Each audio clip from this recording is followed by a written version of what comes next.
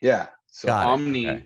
Okay. Omni functions as a one world government, but it's really a big tech company who comes up with Whoa. all of these innovations that basically change the face of life as we know it, or the definition of life as we know it. And they invent basically a piece of technology that allows us to live forever. Yeah, man. Well, I appreciate you doing this today. So this is about you and your journey in Yeah. music, and we'll talk about Yeah. the album. I know it's going to be a double album, but part one is out now, and there's a lot to go with it. From what I've been reading, a book and a film and all this stuff. And I don't know how much you've disclosed thus far, but I'd love to hear all about it. Sure, man. Yeah. Love to talk about it. So Cool. there's enough there, I think, to have a combo about. Yeah, yeah. Hopefully. But I also would love to hear about your journey, personal journey in Sure. music. So, like, are you born and raised in Orange County? No, I was actually Okay. born in Pennsylvania. I lived in a very small town south of Erie Okay. till high school. Wow. Oh, And Erie's up there.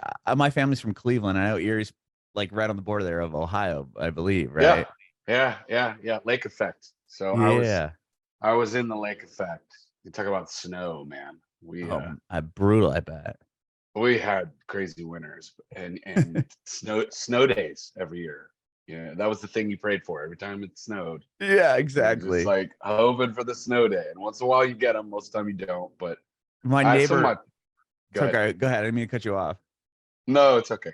I was just gonna say my Briefly. neighbor across the street's from Illinois, and he laughs because if it snows like a half of it, if it sticks to the ground here, the kids get a snow day.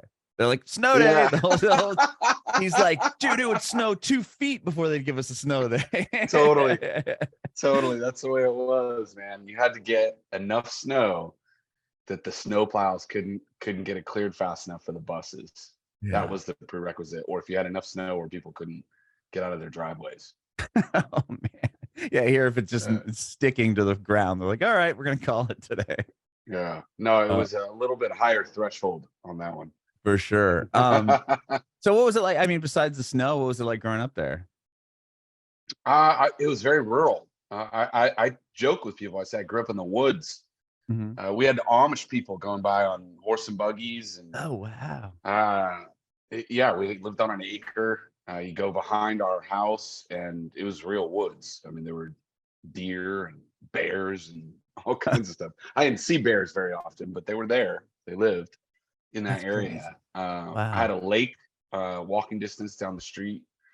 Uh, Did you do like fishing and yeah, stuff out of the lake or? yeah, Oh, that's tons of cool. fishing. So I grew up fishing, hunting, and playing tons of video games and listening to tons of music, That's using my awesome. imagination because I was an only child, at least until I moved in with my mom when I entered high school, and I have two Mhm. half brothers. Okay. Um, well, I call my brothers. I don't call them half brothers, but Sure. um, yeah. But just the early years, man. If I hadn't had that experience growing up, I probably wouldn't have chosen music because I think it was in some ways a subconscious reaction to just being living in this small town and like literally in the woods and Yeah. It's having to use my imagination to kind of get by each day, entertain myself. So sure. music was Like, a big part of that. yeah, I was gonna say, like, being in a small town like that, were you able to even see a lot of live music? Like, I mean, how far would you have to Oh no, travel? no, I didn't. I mean, again, I was young when I lived there. Yeah.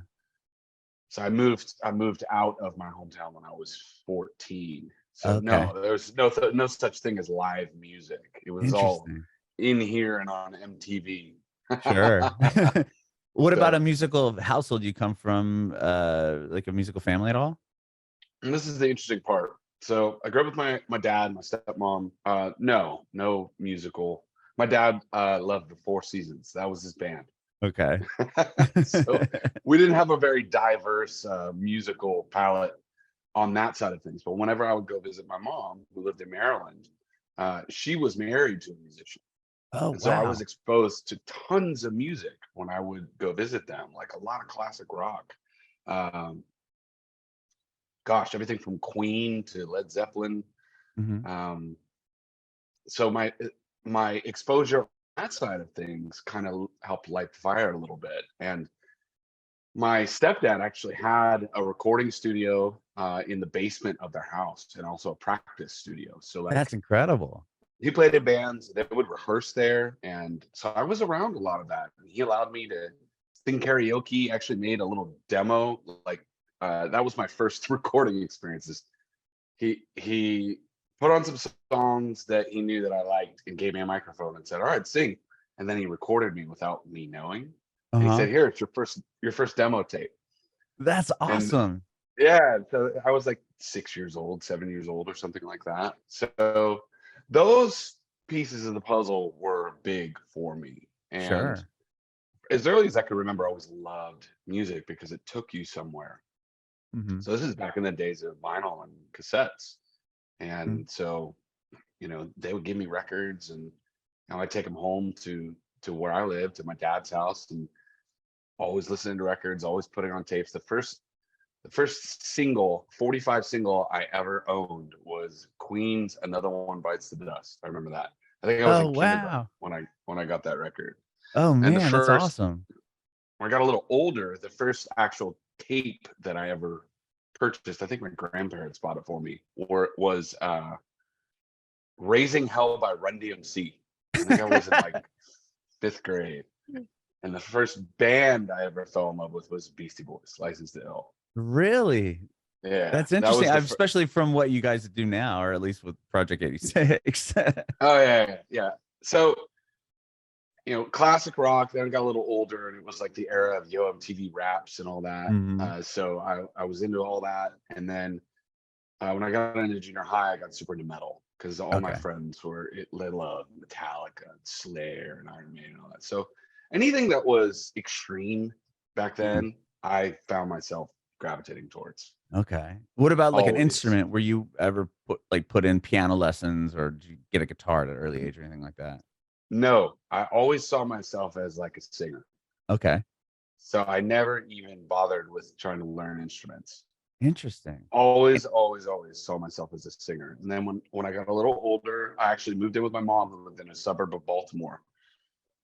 And that's where I started high school. And again, a really fortuitous situation. Not only was my stepdad a musician, but we rented a house. I'm sorry, a room out in our house to a sound engineer. So it was actually his sound engineer, and he had a ton of gear. So they played out all the time, and they brought their own production. And so I was allowed to have access to all that stuff. Actually, in my room, I had this little mini recording studio. I didn't know That's how to so use cool. any of it. So I was constantly knocking on dudes' doors. He's always annoyed with me. He's come home from work. I think, he was an electrician. And that was actually my first work I ever did, is I worked as an apprentice to this electrician who rented a room from us, and he was a sound engineer. And so we always talk Wow. music, and he'd show me music and stuff. We'd get home, and I'd be like, "Yo, can I borrow this microphone? Can I borrow this, effects processor? Can I borrow, just always playing with that stuff." And so from there, I started making demo tapes and blah, blah, but it was always rap. It was always hip hop stuff. So Oh, is that I right?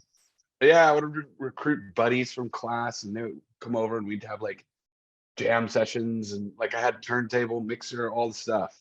Wow. So we would do all that in my bedroom and annoy the neighborhood. Do you have any of those 'Cause recordings?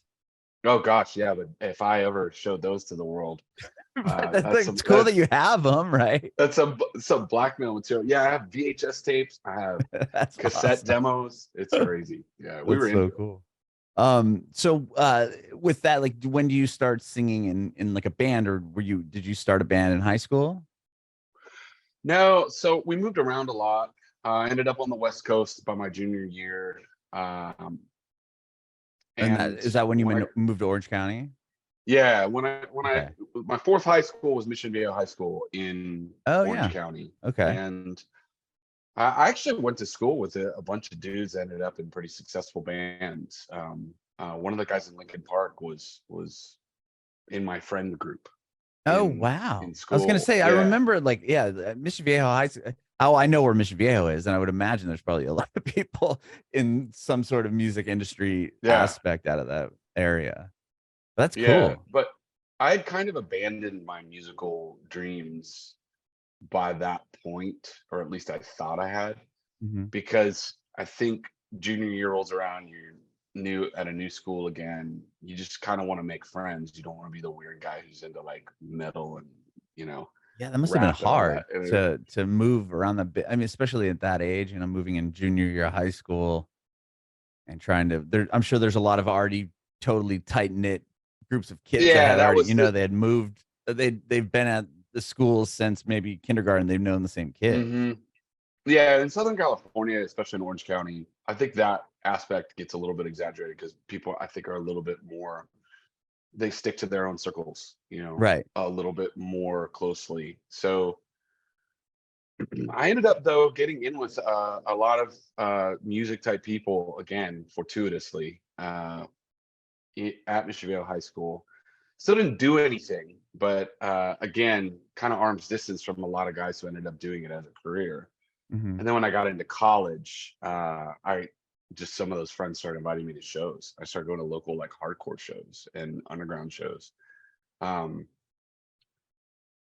that was kind of where the thing sort of became real to me, because I was going to shows instead of seeing, thousands of people there, there's 400 kids in a room, and I'm Yeah. meeting the guys that are in the band. I was going to say, "Oh my you probably gosh." know the guys playing and everything. Yeah, yeah. And so I got in with this whole circle of bands and musicians. It's kind of the early days of the tooth and nail scene. That was the scene that I got in with. And then the extended scene of like SoCal hardcore too. I'd go to a ton of those shows. Mm-hmm. So this is 93, 94. And the first time I went to one of those shows and saw that, oh, these are just like dudes up there playing music that I could touch, that I could talk to. I'm like, I could do this. Mm-hmm. I could start a band. And that was where the fire kind of got lit again and really became reality. It's like, I could start a band. And I started just meeting more and more people, started jumping up on stage with friends, bands, doing guest spots. And it took me a couple of years. And finally I put a band together, and that was Project 86. So really there was never anything that I did musically prior to this besides screwing around in my bedroom with a microphone and a mixer, Mm-hmm. and tape dubs, creating beats and stuff. But it was just going to those shows in SoCal, that scene that I was a part of, that really kind of laid the foundation. That's a really incredible that you're able to kind of stick the first band you form is the one that's still carrying on, a couple decades later, right? I mean, that's awesome. Yeah.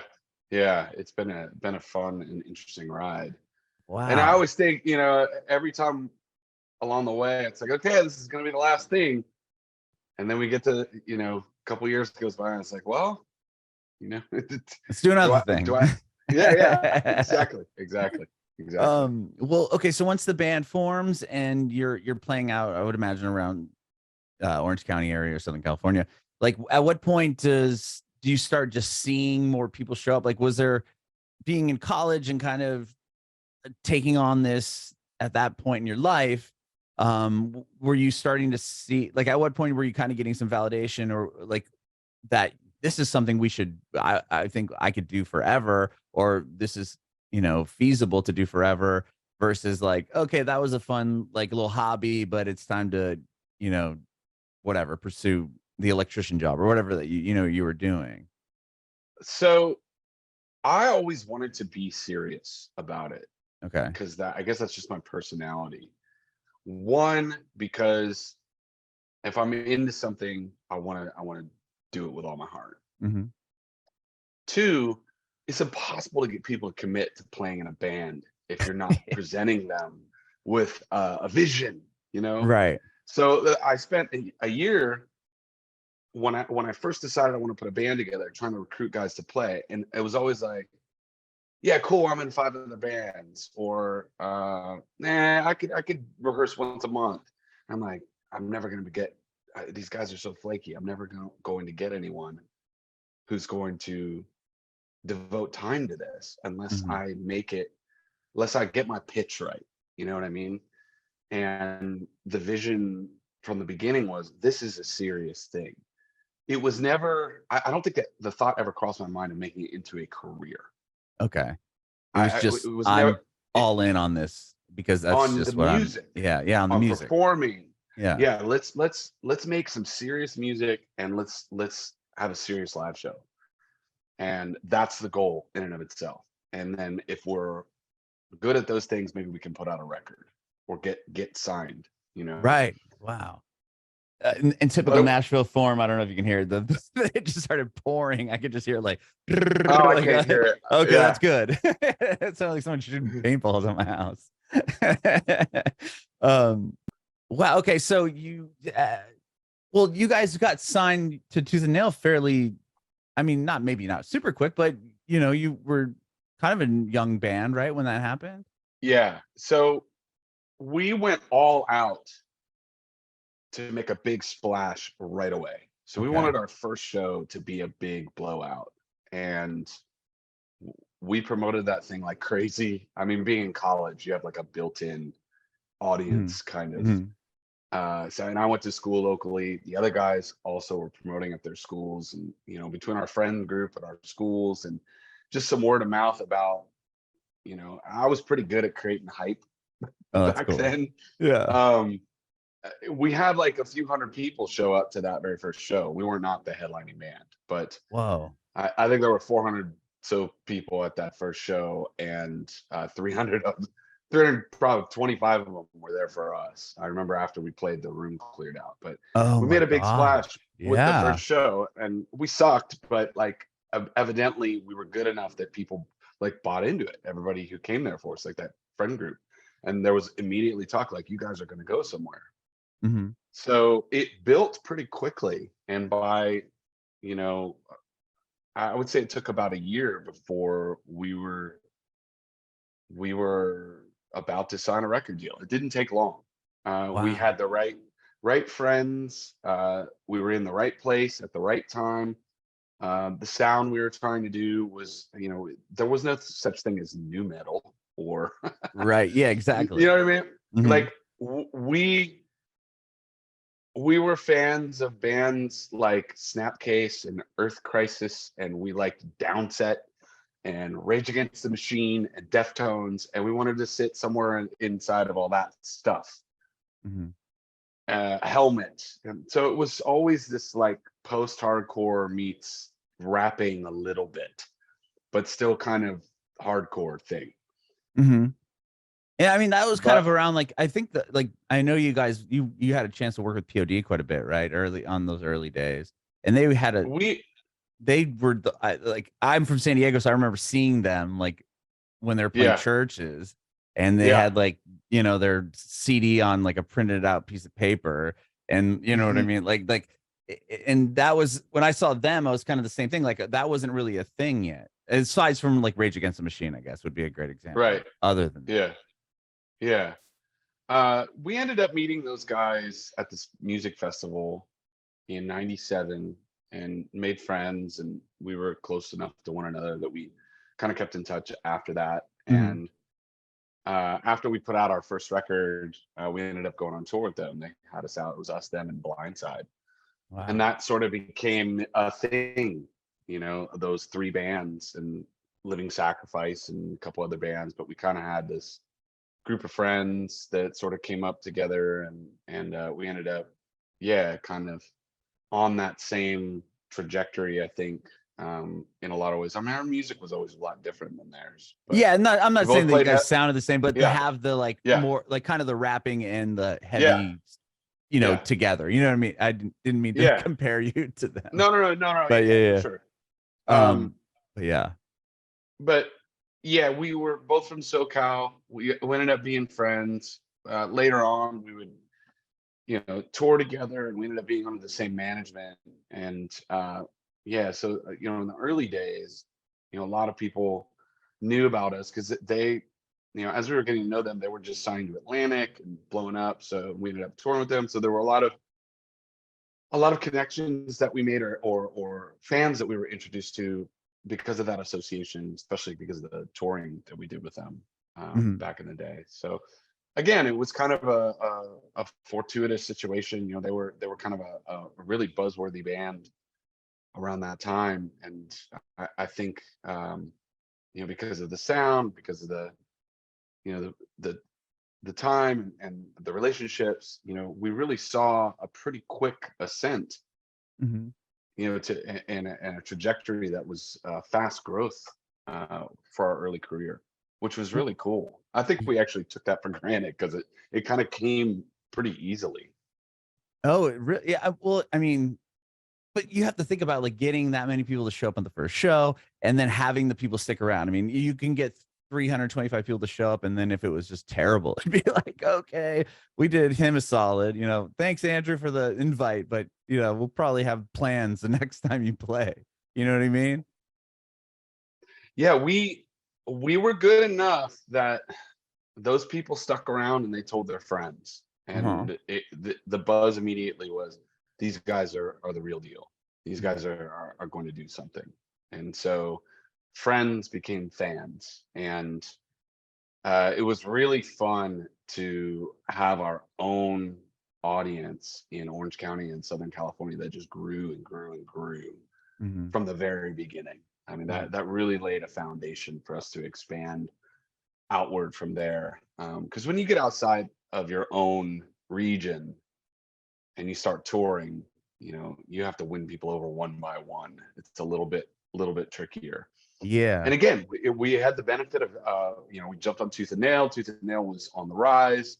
We started hopping on tours with other bands that were on the label and from that scene, and then the POD Blindside stuff.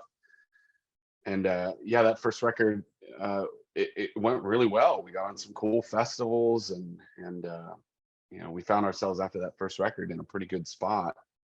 And then we recorded Drawing Black Lines, and that really propelled us to the next place after that. Yeah. So, well, I mean, being kind of familiar, like you kind of grew up around a studio ish, you know what I mean? Like having the Mm. equipment and the access, going in to record, signing a record deal, that must have been massive for you and everybody. And then going in to record your first album, were you like nervous at all, or were you pretty familiar with just being around studios or at least recording equipment to the point and hearing yourself in the headphones enough to where it wasn't that big of a deal when you went in to record the first album? I mean, we had recorded a couple of demos prior to that, so at least we cut our teeth, on the studio experience Okay. somewhat. But we were really put in an interesting position on that first release because we worked with this engineer producer named Brian Carlstrom, who worked underneath a producer named Dave Jordan, who did Alice in Chains and Offspring and a bunch of other pretty big rock alternative artists from the 90s. Wow. And they worked out of this really amazing studio, still to this day one of my favorite studios that we've ever worked at, called El Dorado in Burbank. Hmm. So we were put in the studio with them to record our first release, and well, that was a huge jump from the demos that we recorded, the studios and the places that we had worked in up to that point. So we went from like DIY to the core, garage and DIY, to like pro. The big I mean, leagues. that's what, yeah, like there was no middle ground. Okay. So I remember when we first walked into that place just to go say hi. We didn't even start our record. We just found out we'd signed a Tooth and Nail. Huge, big deal. Amazing. That was kind of like our goal early on, because like we liked all those bands. We liked that scene. We're a part of it. We're friends with everybody. It just made sense. Hmm. And then we drive up to LA. We go to the studio. We meet Brian, and we walk in, and our eyes are just so wide because it's like, whoa. Like, this is incredible. What did we do? We're a real band. This is crazy. So it wasn't, I don't think any of us were like crazy nervous because it was such a good vibe. Uh-huh. And everybody that we worked with made us feel so comfortable. It didn't feel like we were in the big leagues, quote unquote. Okay. Yeah, there wasn't any of that vibe. Like, there was no like, oh, you guys are green, we're gonna break you in, or you don't know what you're doing, or whatever. There's nothing like that. They treated us Okay. like we were legit Pros. artists, Yeah. and yeah, we went in there, and I think that helped us feel comfortable. I know for me, in those early days, I was young. It was all about just like that fire to prove yourself. So I didn't allow myself to get intimidated by new situations. I would just, whatever nervousness or fear or anxiety I would have, I'd push it. Nope, I'm not going to let that beat me. I have to go in and prove that I belong here, Mhm. So I always had that kind of attitude. Anytime a new challenge came, it was like you welcome the challenge because it's like, nope, if I'm gonna do this thing, I gotta prove that I belong. So there Mhm. was always that hunger that was sort of overrode any lack of experience or any anxiety about like, well, can we do this? Yeah. Yeah, I want so bad to like prove to the world that we were the real thing and a real band and could make our own music that was legit. So it was always exciting to have the opportunities to face those kinds of challenges early on. Yeah, and then I mean the album is awesome too. I mean, which helped. That must have been a great feeling. Like, okay, we did it. We put this out, and then people actually care, and it's like, you know, getting attention. Yeah, the first record I think turned out, and thank you by the way. The first record turned out better than we thought it would. Mhm. It was, we put on now, it's very dated, but for what it was when it came out, Right, but those are it was all for me. It's like I'll go back and listen to like early recordings of bands that I even if you put on like the first couple Green Day albums before they signed to a major label, it was like you right. could tell it's just very like DIY ish, but there's some the grit and the great songwriting there is like it's just cool, and you're like that's an imprint of who you were and how old you were at the time, right? I mean, to now what Yeah, you're doing on the newest album, exactly. Yeah, it's a snapshot of some kids making music, right? but it sounded good. It was produced well, like the tones that we got, like it just sounded rad. And there were moments of really good things on that release. I mean, I think that after it was done, we were stoked, but it didn't take long, maybe like 6 months before we started feeling like, hey, we could do something even better than this. Oh wow, You okay. know? Yeah, it didn't take long And then we all that's kind when of started I feeling mean, that way. you did, right? I mean, Drawing Black Lines is another amazing record. The second one, when it's a lot of times bands might think, oh, am I going to be able to recreate kind of what I'm doing, like with that sophomore album? Like, is anyone going to care anymore? And then that album does awesome as well. And I think is that the record that ended up getting on Atlantic, Yeah, that one and the following one. right? But that But was kind of the first major label kind of yeah, deal, right?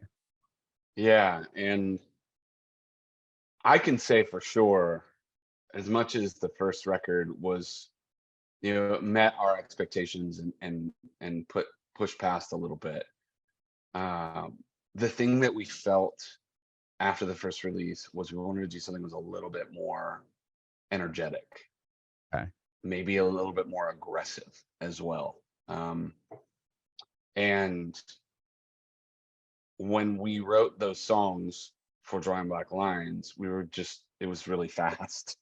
We spent a lot more time on the first record because it's like you you start from the beginning of the band until whenever that record happens. So you have all that time to kind Yeah, of they say like you work have on what things. a lifetime to release your first album and like only a couple Yeah. of years for the second one Yeah. or something like Yeah. that. So it felt really fast that we wrote Drum Black Lines and we recorded it really fast as well. But I remember when we were on tour with POD and Blindside, we got the call from the label saying that Guga Garth was going to produce our second record, Wow. and that really blew us away because he was a pretty big name, Hmm. and he had worked on some stuff that we all really really liked. I mean, he produced Sick of It All and Melvins, and of course the first Rage Against the Machine I album. was gonna say I think he did Uh, the self-titled Rage yeah, record. yeah, Yeah. yeah. And so we were like, oh my gosh. And they're like, you're gonna record in Vancouver. And we're like, wow. So we were just like, mind blown, and we're like, okay, we need to really step up here. And I think that combined with the fact that when we were on tour with POD and Blindside, we were watching POD just like blow up before our eyes, kind of, because they had just signed to Atlantic. They had all this hype, and you could tell that they were going far. Hmm. And so we're like, we gotta take it to the next level. You know, we gotta step up. So I think some of that was like, you know, you watch your peers, you know, doing big stuff and motivate you. You Hmm. know, part of that's healthy competition. Part of that's like straight up jealousy. You know what I mean? We're just like, Right, right. we want that shit. We're good. We can do this. You know. Right. So yeah, with Drawing Black Lines, we went in, did it super fast. Garth, really the production elevated the songs that we made. The songs were really good. As it turned out, we didn't know that how good they were, but uh, the production really made a difference. It just made us sound so much heavier, so much more aggressive, and so much more filled with energy. And when we started showing that to the label and management, they freaked. Like, we didn't know how good it was. You know, Wow. we just were having fun and we You knew liked it it. was That's good, all. That's right?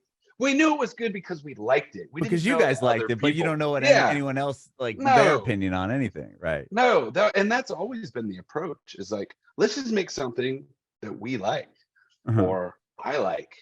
You know, if I and we are happy with it, you know, that's all that matters. And Mhm. then you let the chips fall from there. And that's that whole like, I guess that kind of comes out of that scene that we were a part of. Mhm. That whole, you know, stay true to who you are and make the things that are authentic, and then, you know, let the chips fall from there. So I remember when we showed it to Tooth and Nail, that, you know, the owner of the label, Brandon, came into the studio and he flipped. He's just like, oh my gosh. He's like, this is gonna be huge. This is gonna be huge. And we're like, really?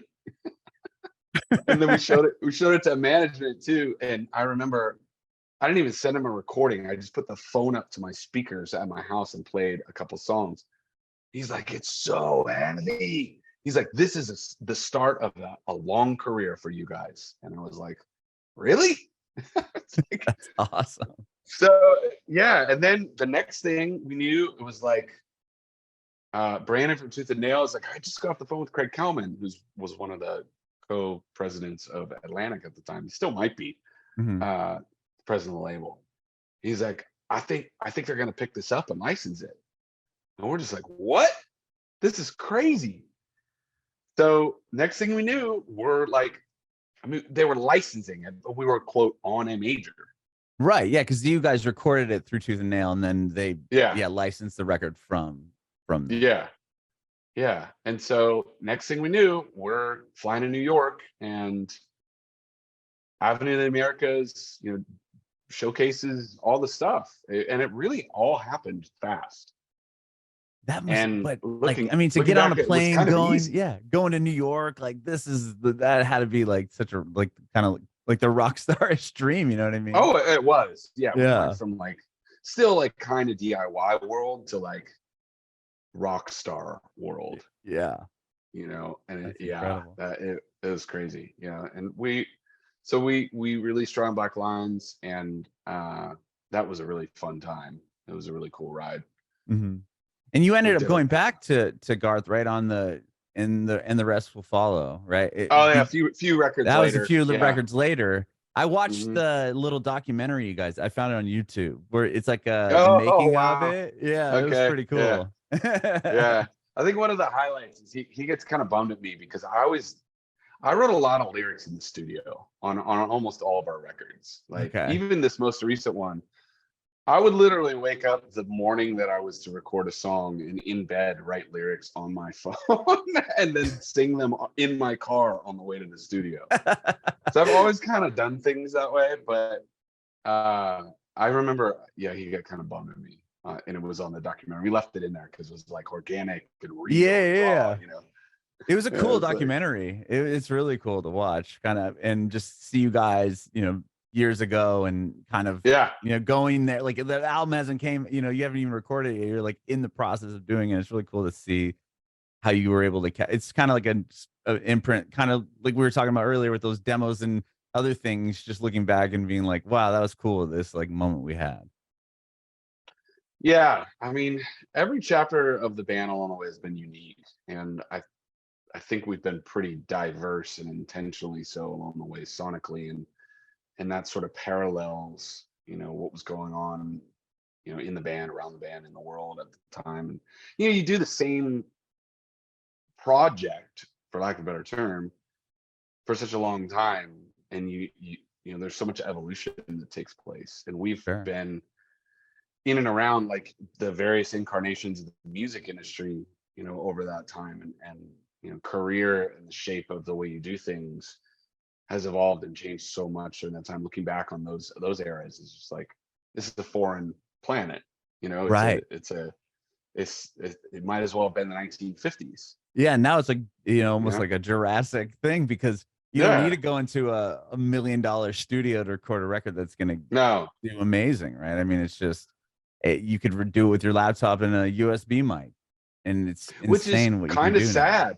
It's kind of Yeah, sad right. Yeah, because it like really is. all those places we got to visit, like we recorded at some amazing studios over the years and got to Mhm. go, like, that is so much fun. Like on Truthless Heroes, our third release, like Tom Petty was recording in the room next to us at the same place. Oh my gosh! Whoa! So every day we went into the studio there. I'm Tom Petty. Right there, pass each other in the hall, you know. And you know, it was being around so many crazy people in LA and all these different places we worked. Like we did drums at that place and vocals, and then we did all the guitar and bass at the same studio where The Color and the Shape and by Foo Fighters, Uh-huh. and Yeah, yeah. Undertow by Tool was Wow. recorded. Uh, yeah, it was crazy. Just meeting all these people, and it's just a crazy time. That's Crazy so time. wild. That's so wild. Well, I really want to talk to you about the new album and like the, you know, part one of it and what's going on with that. I just last question kind of on the history of the band. I'm just curious, Sure. like what you know, maybe it was between the Drawing Black Lines, or maybe it was part of that, or the first like what was there, like do you remember, like is there a specific moment that you could think of that you're like, I cannot believe that this happened, or like this is like this a huge moment in our career that like it just, you can just think of it and be like, wow, like that's amazing that happened. Yeah, it probably happened a few times at least prior to this, but when I think back to like the first kind of act of our career, I would Uh-huh. say it's, you know, if you break down a lot of stories, there's three acts to them, right? In Sure. true, you know, screenplay fashion. The first act of our career was those first three records. And when I think about that first act, I remember playing a show that we were headlining. It was a different tour, but we were out with Blindside, and we were playing the LA House of Blues on Sunset, the original Hmm. House of Oh, the Blues, original one. Wow. and we sold it out, and it's like 1,000+ cap, and it was sold out, and we were playing, and I remember, excuse me, there was a moment while we were playing where like time kind of stopped, and I had that moment where it was like, I can't believe this is real. You know, this is a sold out venue, like one of the most historic, amazing Yeah. places that you Yeah, can play, at iconic least for a venue band on our in, level. yeah, and in LA on Sunset. I mean, Yeah. wow. Yeah. And just going, I want this moment to last forever.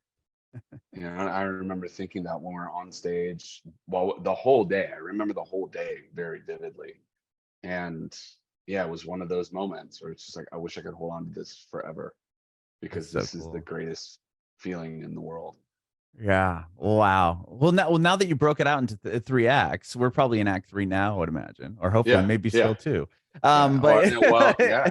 The end of Act Three, the beginning of Act Four are all the same time. I don't know if I don't know. yeah, well, so I'm Yeah. just curious now, like in an act two, could you think of anything as well that similar moment?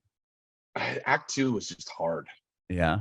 because there were so many changes taking place inside and outside the band. Like, so Act Three was the last, I call it the last golden era of the music industry, Uh-huh. when music was still an industry. And Act Two was adjusting to the fact that it was a digital industry and not really an Mm, industry anymore. sure. Figuring out how, you know, how does, you know, we were so defined by an era, and like, can this thing survive this new thing and become Mhm. something else? And I think there were a lot of records made during that time where it was like still trying to sort out what that thing was, you know. sometimes succeeding, sometimes sort of succeeding. Mhm. You know, uh, Yeah. I don't know, like key moments. There's so many years spanning that. Yeah. I know it's There were hard. still A generic still question. a lot of great tours, a lot of great shows, a lot of amazing stories and experiences. I'm actually writing a book about all this right now, and it's really hard to pick and choose what to write about Oh, because wow. I've forgotten more things than, you know, along the way. I just forgot. There's been so many things and stories Yeah. It'd that be have hard to, yeah, happened, and pinpoint what the best, not the best, but like the key moments are to put the, like, concise it down to condense into a book. I imagine that's hard. yeah, and they're, you know, if it's I always come back to live performances because that's such a Uh-huh. big part of the story for my band.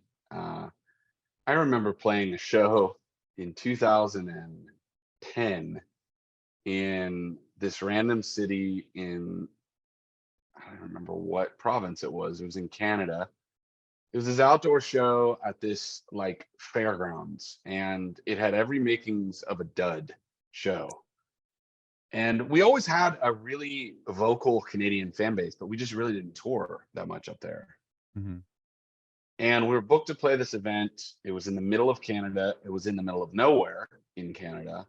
And we had flown in, and the promoter, you know, brought us to the venue, and it was an outdoor stage, and we had like an indoor like backstage building that we were inside of. We were actually running through the songs and getting set up, but I remember it was like misting, it was kind of raining, and I was standing out by the stage before we went backstage to kind of rehearse for a couple hours.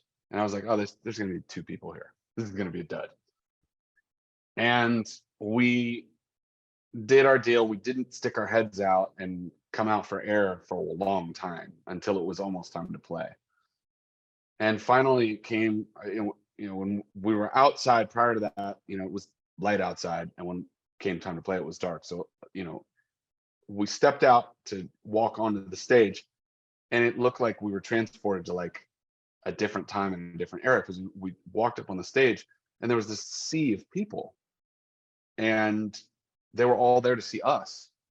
Wow. And you know, I don't want to say it was like thousands. It was hundreds, but it was a great crowd. You Yeah, know, more than you maybe. assumed, right? You thought you're like, okay, Oh this is yeah, just gonna be like yeah. a few people. I Okay, thought we'll there get was going to through be like this. 50 people there on an outdoor show with this, Yeah, you know, big space in front of us. That's not very fun. We get sure. out there and it's packed. You know, there's 500-600 people out there, but it looks like a really good show. That's awesome. And we get up there and the place just goes insane.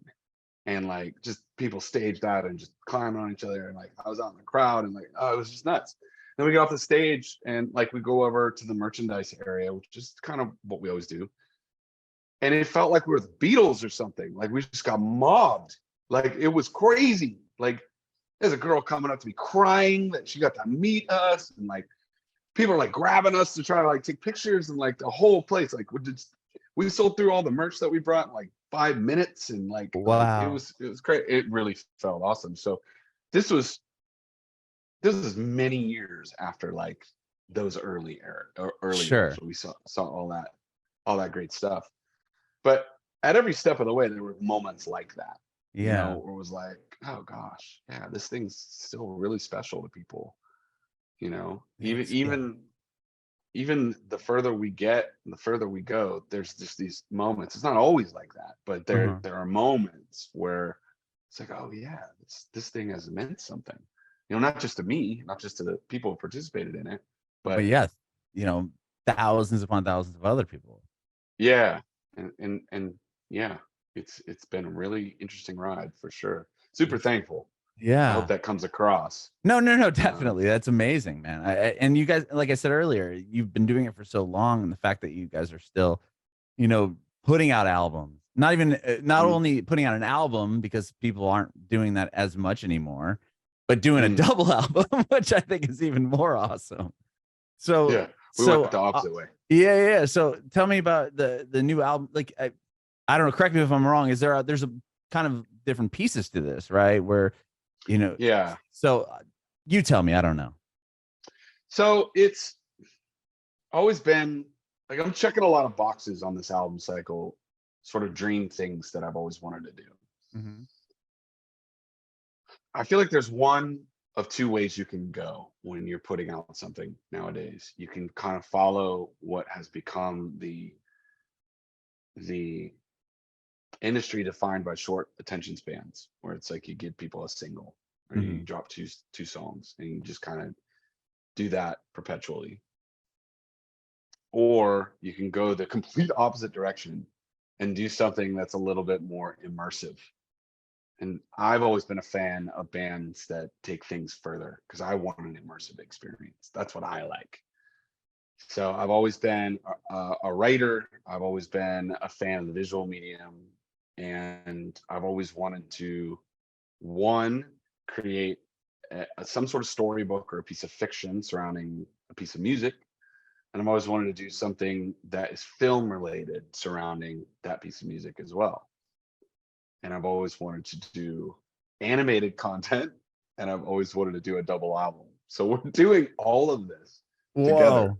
Okay. And so what ended up happening is I'm like, okay, this is what I'm imagining is the theme for the album. This is what I want to say or talk about or discuss. And the idea, something that I've always been interested in is our mankind's relationship with technology, and how it's this subversive, in some senses, subconscious influence on everything that we do, especially the further we go in history. Like right now, we're seeing technology evolve at such a rapid pace. Yeah. It has become so integrated into the way we live our lives. And AI now, just I can't even wrap my head around it. So Oh yeah. And it's almost on a daily basis. You see something, if you're on social media, that pops up where it's like, check out this new thing that you can buy or do or whatever. Right. I mean, we're getting to the point where you can have like intimate relationships with artificial intelligence, and Mm-hmm. they're progressing so quickly. Like we will be able to have relationships with robots like very soon. Right. Within like the next few You years. know? It's Yeah. crazy. We will Yeah. drive cars that we don't have to do anything to drive. I mean, it's kind of already there, but Mm-hmm. we're still kind of like easing our way into being comfortable Yeah, with it. giving up the control. Like, are we ready Yeah, for this yeah, yet? yeah. And so there are a lot of other things that are in the works, Oh yeah. well, that are a little bit more sinister, I think, or a lot more sinister. I'd say, Whether we're talking yeah. about digital currency, and how that relates to surveillance, the invasiveness of AI algorithms, social media, all of it just keeps encroaching closer and closer to being constantly inside our brains. Mm-hmm. So technology is making it possible for mankind to do things that we never dreamed of even 10 years ago. And so I've always been into sci-fi. I've always been into futurism, dystopia, classic literature, whether you're talking Brave New World, 1984, We, Fahrenheit 451, blah, blah, blah, all that stuff. Mm-hmm. Or classic, films, everything from anything Ridley Scott has put out or Philip K. Dick has written, whether we're talking Schwarzenegger films or like Blade Runner or any of that stuff. And now we're inundated with that kind of media. So there's just like endless amounts of it. But I've always wanted to do something that's in that realm, cyberpunky and almost. Yeah. So imagine what I'm trying to do here, take all these current events of our current dystopian reality and project them forward a couple decades and think about, well, what could the world look like? And I came up with this idea in my brain. The real goal of human innovation is to find a way to cheat death. That's what we're working towards. Sure. Can we find a way to live forever? That is the goal of all of it. Whether we're talking about medical or metaverse or physics or whatever. In this world, this sort of fictitious world of OMNI, and OMNI is the name of a big tech company that becomes a global technocracy is the term. Oh, in the story. Yeah. So Got it. OMNI, Okay. OMNI functions as a one world government, but it's really a big tech company who comes up with all of these innovations that basically change the face of life as we know it, or the definition of life as we know it. And they invent basically a piece of technology that allows us to live forever. And so I wanted to examine how would a big tech company come to take over the world through a series of life-altering inventions. B, what would happen if we humans could invent a way to cheat death? And we're talking about transhumanism and singularity. So I wanted to explore the way that those interact, and then really though I wanted to explore like what would it say about us as a species, and mostly how would people respond, and what would that say about our nature as human beings? There's two schools of thought out there. Man is inherently good, man is inherently evil. You learn this in high school and in junior high, you know, in your creative writing classes and your philosophy classes and all that stuff. And it's the great debate of philosophy of all time. Is man inherently good? Is man inherently evil? I tend to fall on the side of the latter. So everything that I, you know, form postulates or hypotheses around revolves around that concept. I think history shows that anytime we have a new piece of tech at our disposal, there are some good things that happen, but there's usually a lot of really bad things that come along with it. Right. And The bad usually outweighs the good in most correct. circumstances. So so that these are all kind of the themes of Omni, and it's been really fun to explore. So I've written a draft of a book for it that goes along with LP1, which is what we just dropped, part one. And then we're doing a visual album that goes along with LP1 as well. And we've dropped 3 music videos so far, and they're animated live action hybrid. We're really happy with the way those have come out because I don't think they look like anything else. It's no, very they're like kinda, trippy. I mean, I think I watched the one for Zero Listen One, or I think that was the one. But yeah, it's like a lot of stuff happening, photos, and then like the guys in the mask, and they're sitting in like a van or something. Like it's just pretty, like a lot going on. It's cool. yeah. So all of this is still predicated on the idea that the music comes first, right? So you hear bands talk about, we're going to do a concept album, you know. I hate that term, and a lot of people are turned off that term because what it usually means is, oh, it means the music isn't as important as the story, you know, or you're not going to get the best album from the band. And I was like, let's do the best music that stands on itself, but let's also give the fans who have stuck with us for so long, who dig the lyrics or dig going deeper with everything, like more to experience with it if they want to. So we are working. I'm still working on this book. We're still working on the visual album. These are going to drop probably towards the end of the year.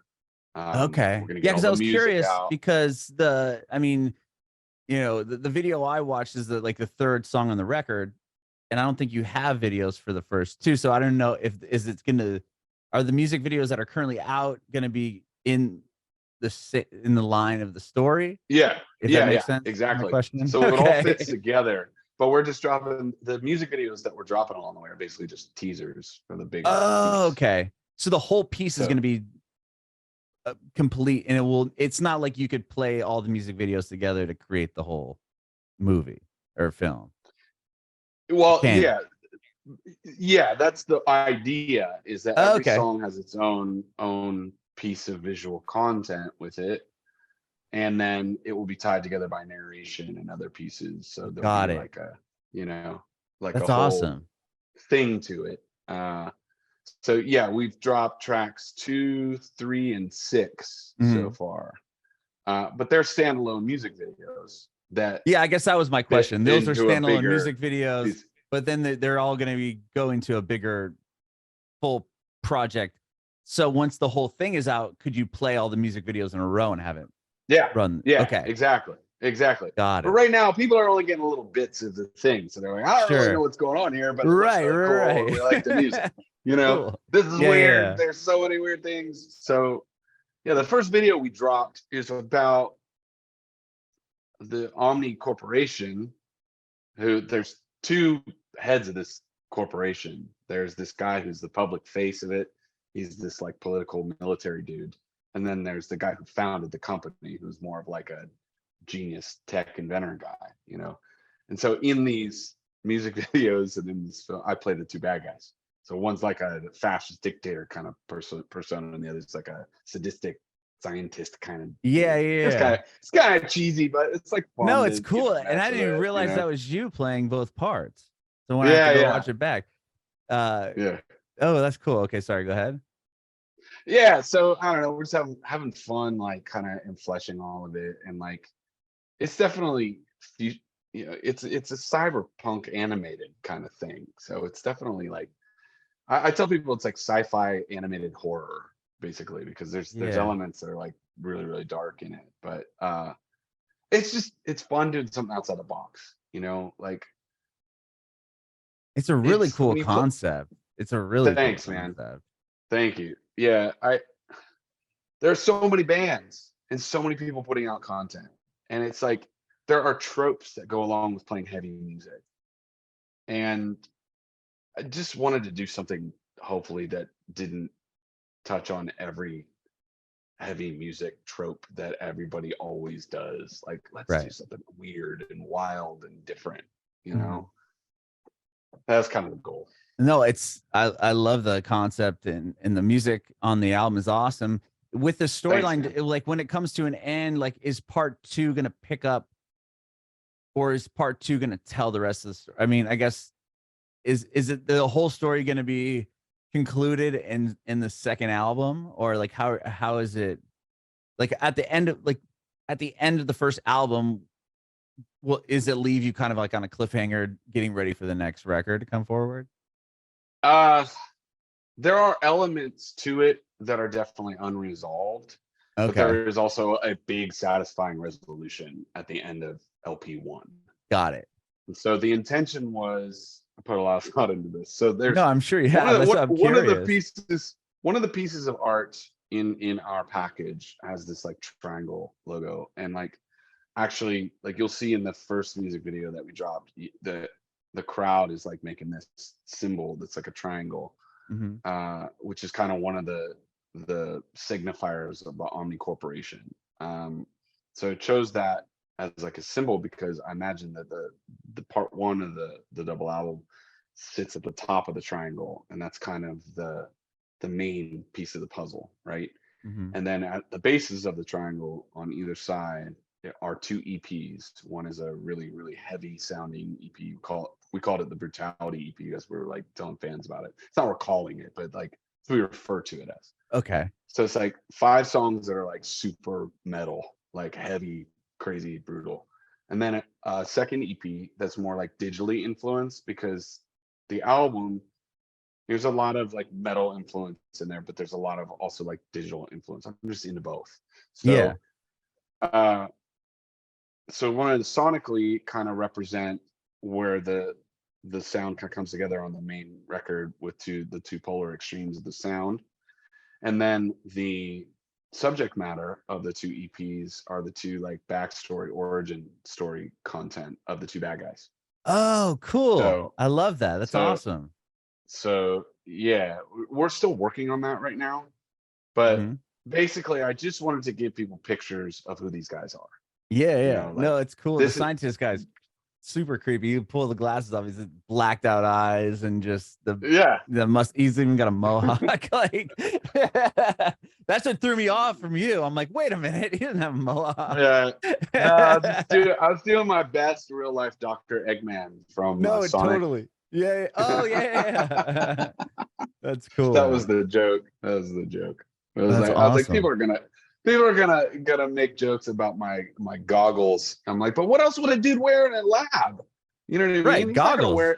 He's not gonna wear Ray-Bans, you know? You're right. Like if he's doing all these like, you know, he's messing with physics and time and all this stuff, like he's gonna wear some sort of eye gear. So I'm just like, I don't Sure. care. Let's do this. No, it's awesome, man. I love it so far. So very cool. Yeah, so that's album's done, and you're hoping maybe towards the end of the year having the other kind of elements that go along with the first piece of the Omni puzzle here.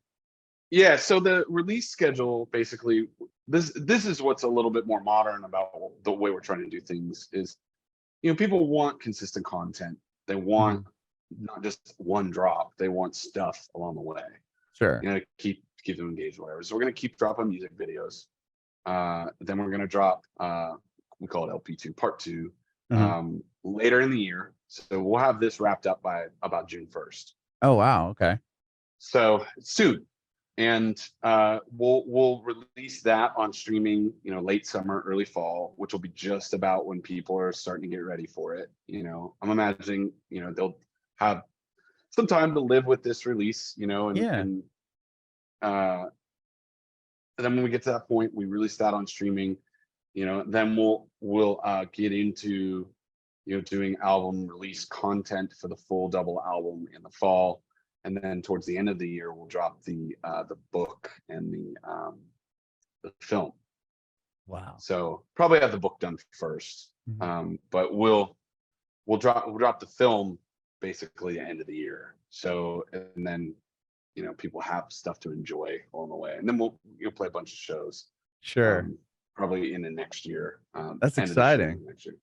Really yeah, there's cool. a lot to come. It's a lot of work. I get very overwhelmed inside of it, but then we have this really cool. I got to give a couple shout outs here. Actually, I should shout out a lot of people. We had a pretty big production team who worked on the music, collaborators, producers, blah blah blah. So I want to give special thanks to Corey Brandon, Matt Putman, Grayson Stewart, Michael Palmquist, Matt Marquez, Darren King, and Bo Rochelle. I hope I didn't leave out anyone there. All had various elements of either writing, collaborating, guest appearing, producing, engineering, and such. I want to give a shout out to all those dudes. And then to a video team, a smaller team, myself, and then Joel Corpy, who's just a huge supporter of the band that I found. He comes from the film world and approached me with helping to executive produce and produce the film stuff. And then Spencer Olson, who's director, who's just a next level. I don't know how to describe him, just a visual effects person. You can take anything that we shoot on green screen and turn it into.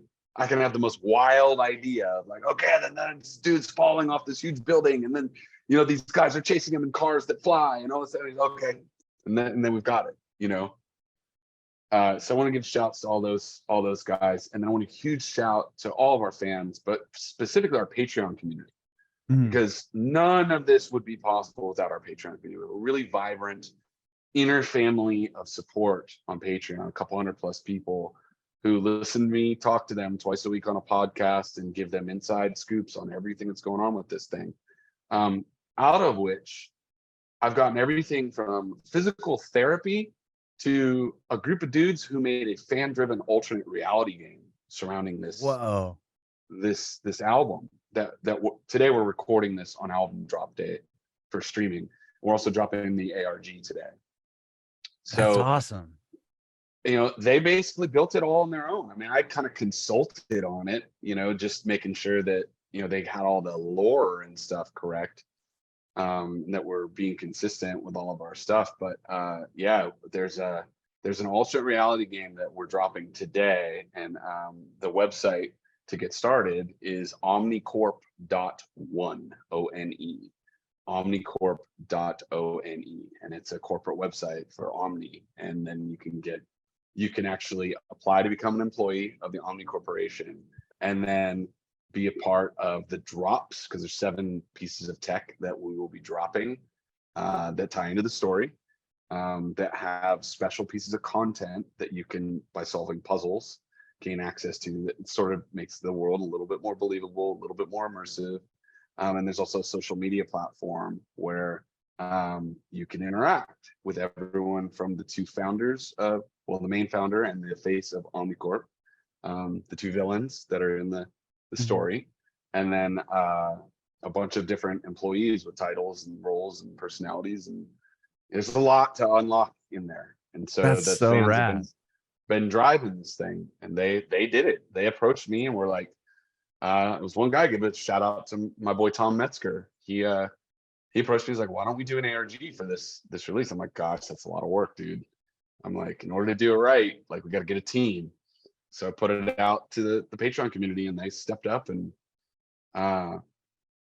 made it all happen, man. And they've done everything from helping to executive produce the film that we're working on to, like I said, physical therapy for me. I messed up my shoulder recently, and I went on the Patreon. I'm like, I messed up my shoulder. Any physical therapists out there? And guy hits me up. He's on there. He's like, "Yeah, let me FaceTime you, dude. I'll show you how to fix your shoulder." And there's all kinds of stuff like that going on. So this has been a really, really, really, really special thing, unlike anything I've ever done. And the fans have been more supportive and so passionate and vehement about supporting what we're doing. I've just been absolutely blown away. It beyond anything I could have ever imagined. I wake up every day so thankful for all of the amazing things happening. And we're still doing work. Like right now, we're recording this Brutality EP, and it's like, it's heavy, and it's really like, it's metal. I mean, I can name 15 bands that's sort of in the band, but it still sounds like me and us, but it's totally different, But it's turning out super cool. So I've always really wanted to do like super extreme, like heavy music. And we went further on part 1 than we ever have. And now we're going even further. Yeah, not the whole of part 2, but half of it is really, really aggressive. And awesome. The other half will be a little bit more melodic. So we're kind of scratching all the itches, and the kind of different people who follow the band like different eras of the band. So certain people like more melodic Project 86. And certain people have always wanted us to go heavier. So hopefully we're kind of pleasing everybody by putting out something that's pretty diverse.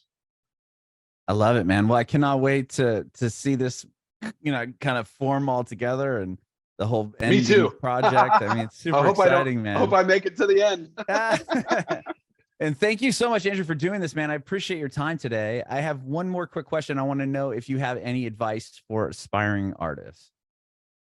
Aspiring artists. Yeah, we live in such an interesting era for music where, again, technology makes it possible. Anybody can be an artist. You just have to dive into the programs, have a vision, and you can kind of, between watching YouTube videos and gaining access to other information online, the sky's the limit. You can do anything that you put your mind to.